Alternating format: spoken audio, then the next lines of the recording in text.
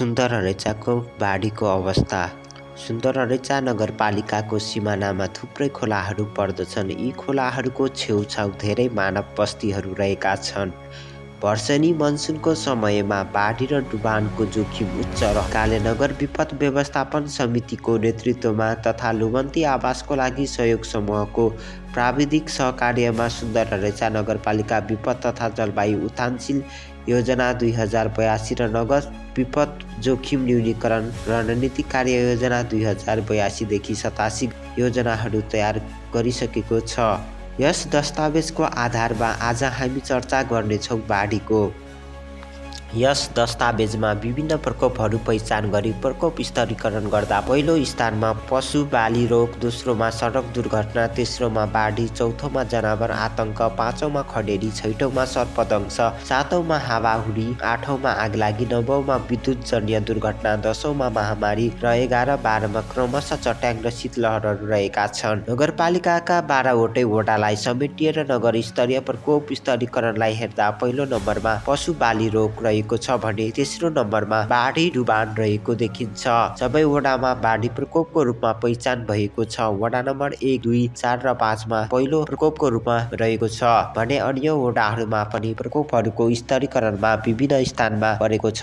सुन्दररेचा नगरपालिकाभित्र ठुला खोलाहरू बुढी खोला, गच्या खोला, लोहन्द्रा खोला, किस्ती खोला, बर्जला खोला, तेलिया खोला, झरना खोला, सुकुना खोला, मदा खोला, काली खोला र अन्य साना खोला पैनीहरू रहेका छन्। बाढी डुबान जस्ता विपदबाट हुने क्षति न्यूनीकरण गर्नका लागि नगरपालिकाले 2082-83 को लागि 1,75,00,000 वन वातावरण तथा विपद व्यवस्थापनतर्फ बजेट विनियोजन गरिएको थियो।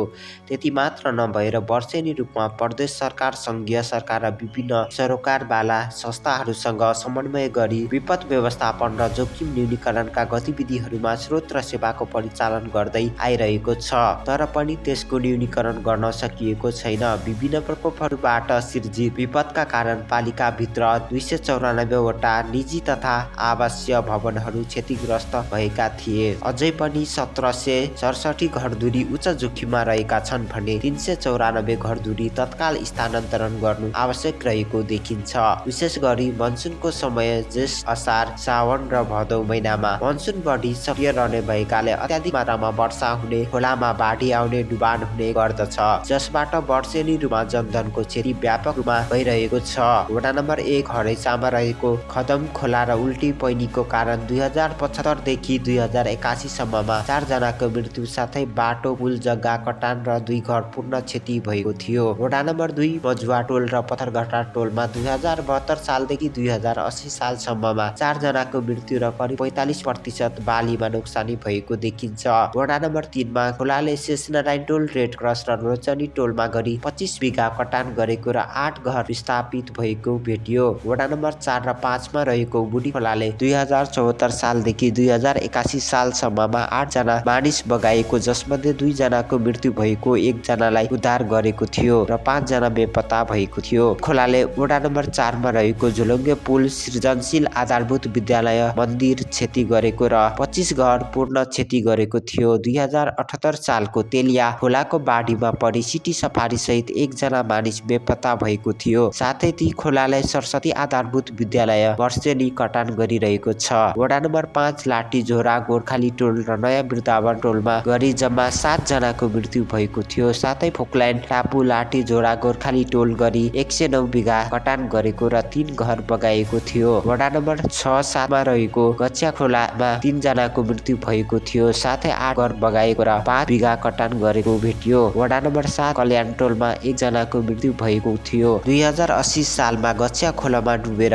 1 जनाको मृत्यु भएको पाइयो। वडा नम्बर 9 मा 2081 सालको बाढीमा 6 वटा कलबटहरू बगाएको थियो। वडा नम्बर 10 डुम बस्ती र पुल्चोक बस्ती डुबान, सुकुना चौतारी र इलाका परिकार्यालय क्षेत्र कटान गरेको भेटियो। वडा नम्बर 11 मा किस्ती खोलाले 6 जना बगाएर मृत्यु भएको र हालसम्म 6 बिघा 17 कट्ठा जमिन कटान गरेको पाइयो। वडा नम्बर 12 मा हालसम्म 2 वटा घर बगाएको र वर्षाको समयमा खोला छेउ पालिएका बङ्गु र कुखुराका ख्वारहरू धेरै बगाएको पाइयो। बाढी डुबानका प्रकोप जोखिम जटिल भएकाले यसबाट हुने विपद न्यूनीकरणका लागि समयमा नै सतर्कता अपनाउनु पर्दछ, जसको लागि स्थानीय सरकार, बाला निकाय, सहयोगी संस्था र प्रकोप जोखिमको सामुन्ने वा नजिक रहेको व्यक्तिहरू तथा समुदायहरू विपद जोखिम प्रतिकार गर्नका लागि सचेत भई पूर्व तयारीमा जुट्नुपर्ने देखिएको छ।